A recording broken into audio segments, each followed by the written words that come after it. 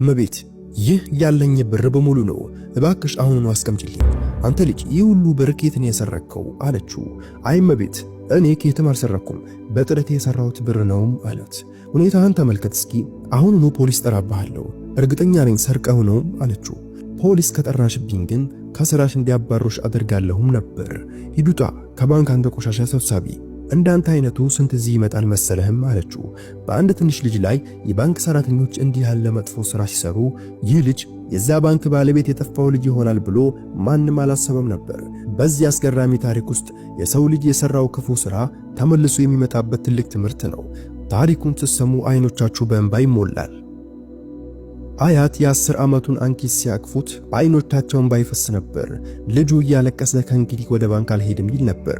አያቴ እነዚያ ሰዎች ደግሞ ይደበድቡኛል አለ አንኪት እያለቀሰ። የአያቱ ልብ ተሰበረ። በአንድ ትንሽ ልጅ ላይ እንዲህ ያለ ክፋት ነገር እንዴት ሊያደርጉ እንደሚችሉ ሊገባቸው አልቻለም ነበር። በባንክ ውስጥ የሆነው ነገር ከገመቱት በላይ መጥፎ ነበር። ሁሉ ነገር የጀመረው በዚያ ጠዋት አያትና አንኪት ጥቂት ብር ለማስቀመጥ ወደ ባንክ በሄዱበት ጊዜ ነበር። አንኪት ከአያቱ ጋር ብቻ ነበር የሄደው። ነገር ግን እዛ የደረሰበት ውርደት ለማንኛውም ልጅ በጣም የሚከብድ ነበር። በመስኮት በኩል የተቀመጡት ሁለት ሴት ሰራተኞች አንኪትን ሲያዩት ልክ እንደ ሌባ ነበር ያዩት። አረ ይህን ቆሻሻ ልጅ ተመልከቱት፣ ለምን እዚህ መጣ አለች አንደኛዋ ሰራተኛ ለጓደኛዋ። ለልመና የመጣ ይመስለኛል፣ ወይም ደሞ የሆነ ነገር ለመስረቅ እቅዶ ይሆናል አለች ሁለተኛዋ ሴት እየሳቀች። አው የተቀደደ ልብሱን ስታይ ይታወቃል እኮ እንዲህ ያለ ልጆች ብዙ ጊዜ ጥፋት ሊሰሩ ነው የሚመጡት። ነገር ግን እነዚህ ሰራተኞች አሁን እያፌዙበት ያለው ልጅ በኋላ ላይ ለስራቸው ጠንቅ እንደሚሆን አላወቁም ነበር። አንኪት የአያቱን ልብስ አጥብቆ ይዞ ነበር። እነዚህ ሴቶች ለምን ሌባ እንዳሉት ሊረዳ አልቻለም። በየዋህ አይኖቹ እንባ ሞሉ። አያቴ እነዚህ ሰዎች ለምን ተቆጡብኝ? እኔም እኮ ምንም አላደረኩም ሲል በዝግታ ጠየቀ። ያ አያትየው ልብም ደነገጠ። የሆነ መጥፎ ነገር ሊፈጠር እንደሆነ ተሰማቸው። ጥበቃውም ቢሆን ተባብሮ አንኪትን ማስፈራራት ጀመረ። አንተ ትንሽ ልጅ እዚህ ምን ልታደርግ ነው የመጣኸው? ባንክ ውስጥ የምታስቀምጠው ይህ ሁሉ ብር ከየት ነው ያመጣኸውም አለው። ወደ አንኪት ጠጋ ብሎ እያስፈራራው አንኪት ወደ ኋላ ፈገፈገና በአያቱ ጀርባም ተደበቀ። ወደ ቤት መሄድ እፈልጋለሁ አያቴ እያለ ማለቀሰ። አንደኛዋ ሴት ሰራተኛ ወደ አንኪት የተቀደደ ልብስ እየጠቆመች ልብሱን እዩት ምን ያህል ቆሻሻ እንደሆነ፣ በእርግጠኝነት ከአንድ ሰው ቤት ሰርቆ ነው የመጣው፣ መፈተሽ አለበትም አለች።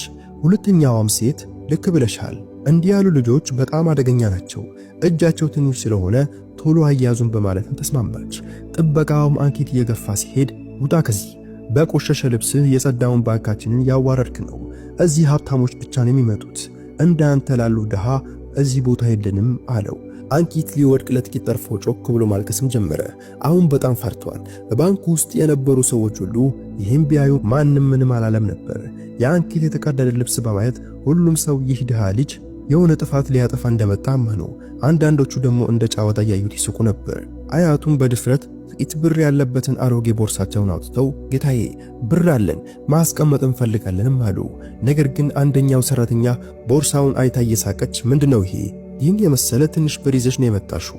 ይህ እኮ የኛን ክፍያ እንኳን አይሸፍንም አለች። ሁለተኛውም አዎ ደሞ ይሄ ብር ከየት እንደተሰረቀ አይታወቅም አለች። በዚያው ጊዜ አንድ ጥግ ላይ ተቀምጦ የነበረ ሰው ስልኩን አወጣ። ይህ ሰው ራጄሽ ኩማር ይባላል።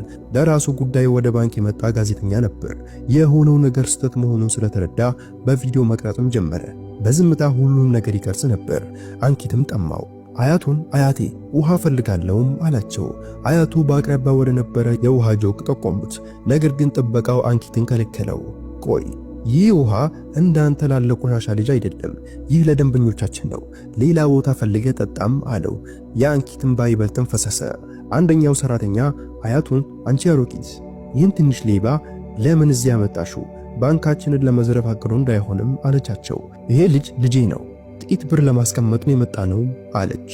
ነገር ግን ሁለተኛዋ ሴት የተሳለቀች አዎ ሌባ ሁሉ እንዲህ ነው የሚለው፣ ከዚህ ሂዱልህ ካልሆነ ፖሊስ እንጠራባችኋለንም አለች።